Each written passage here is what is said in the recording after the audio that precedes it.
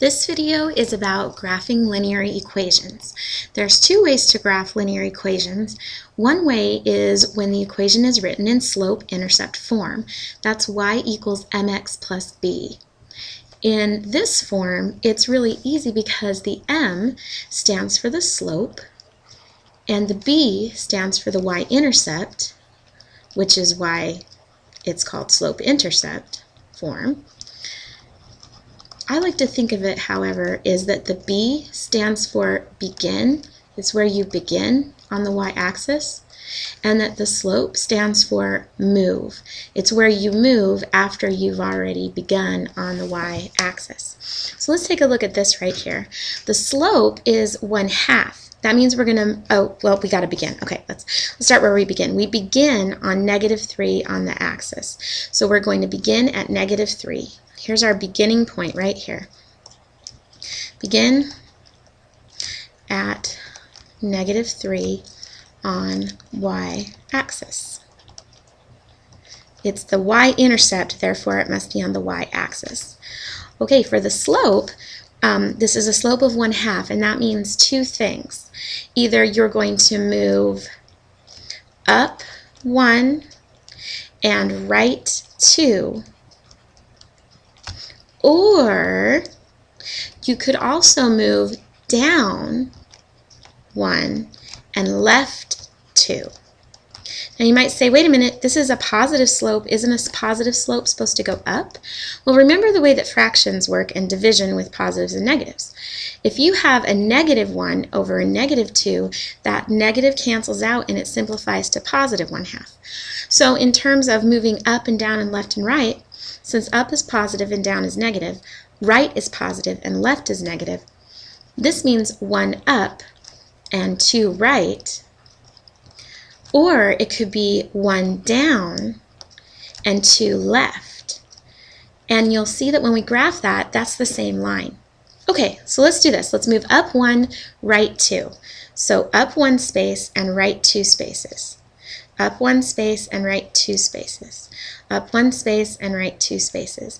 And it's a good idea to just continue making those steps, making those dots until the end of your grid. All right, now as I said, you could also go down 1 and left 2. If we go down 1 and left 2, then that will also make points on the same line. It's a lot better if you have graph paper. Okay. So now we're going to take the line and we're going to connect all those dots, and if your graph is accurate, okay, well you can see that my graph's maybe not accurate. Alright, let's try that one again. Let's try it from this side. Probably what's happening here is I didn't space my numbers well enough so that these are actually supposed to be on there. But anyway, you can see you begin on the B, the y-intercept, and then you use the slope to move and make other points, move up and down the stairs.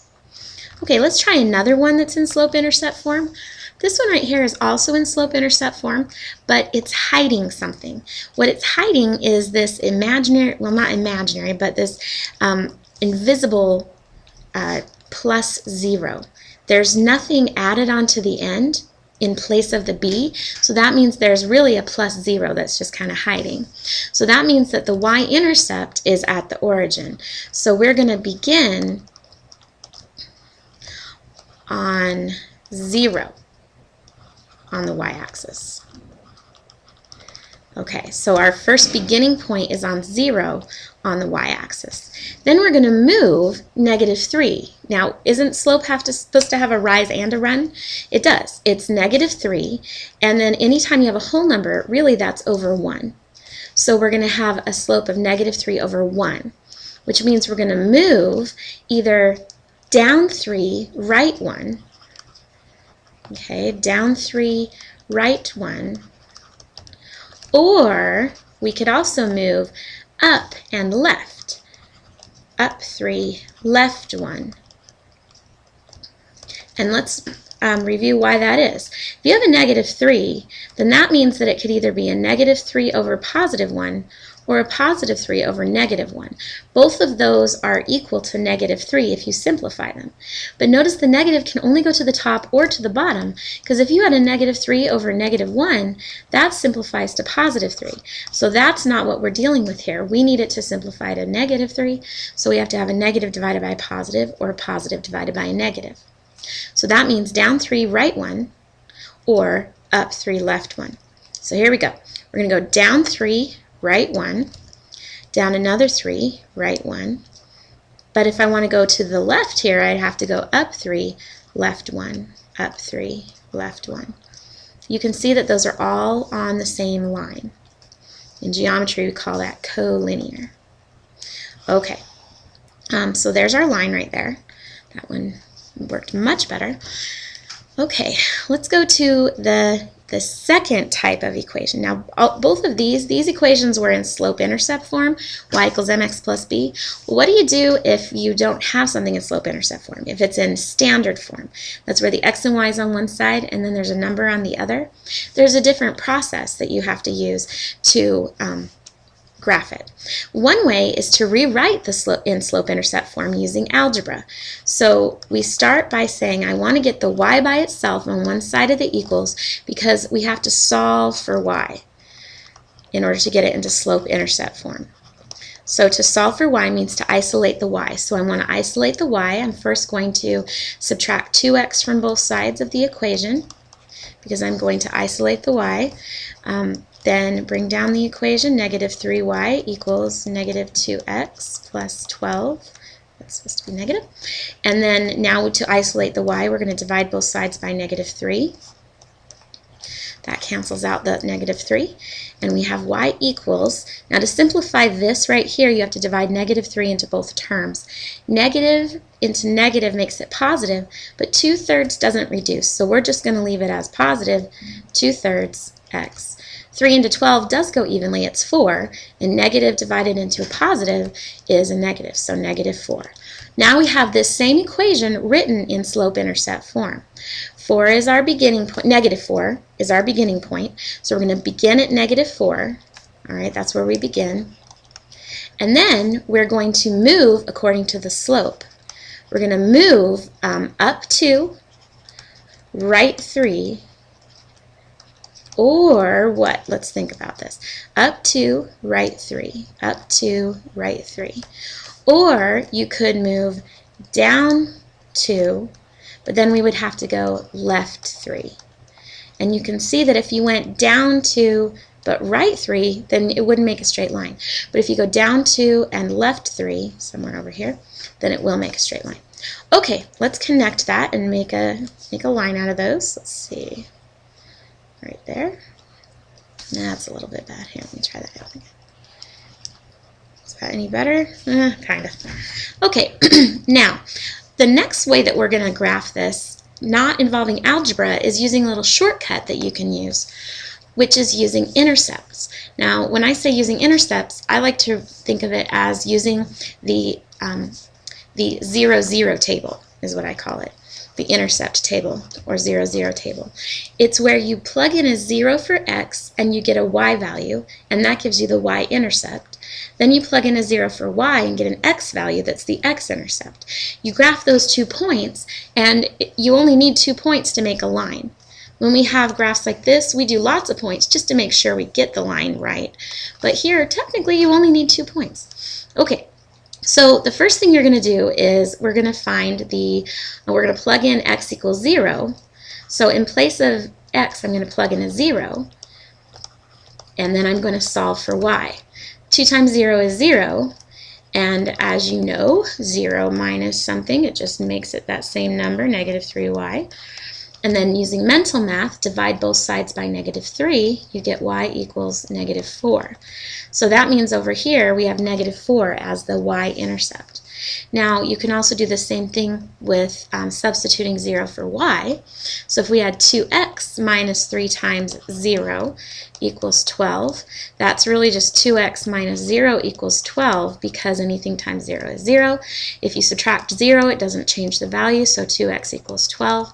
And if you divide by 2 on both sides, you get x equals 6, which means that this point right here, 6, 0, is the x-intercept.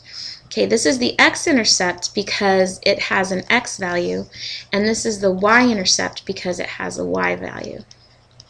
Okay, so I'm going to graph both of those points. I'm going to graph the y-intercept first. It's at -4. And then I'm going to graph the x-intercept. That's on the x-axis at 6, 0.